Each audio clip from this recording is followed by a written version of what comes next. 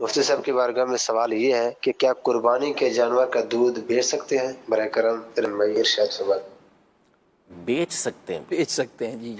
قربانی کا جانور جسے قربانی کے لیے آپ نے خرید لیا ہے تو اب اس سے کسی طرح کا نفع نہیں اٹھا سکتے، نہ اس پر سوار ہو سکتے ہیں، نہ اس کے بال وغیرہ کاٹ کر اسے بیچ سکتے ہیں، نہ ہی اس کا دودھ نکال کر پی سکتے ہیں اور نہ ہی اسے بیچ سکتے ہیں۔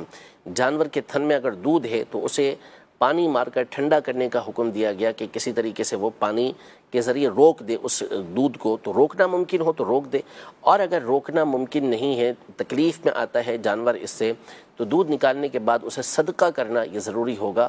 جس کو زکوٰۃ لگتی ہے اسے وہ دودھ صدقہ کر دیں، اسے بیچنے کی، اس سے فائدہ اٹھانے کی شرعاً اجازت نہیں ہے۔ ٹھیک ہے۔ اور دودھ دینے والے جانور کی قربانی میں کوئی مسئلہ ہے؟ یعنی قربانی تو اس کی کر سکتے ہیں، اس میں کوئی حرج نہیں ہے، لیکن بہتر یہ ہے کہ وہ جانور ایسا ہو کہ جو دودھ دینے والا نہ ہو۔ ٹھیک ہے۔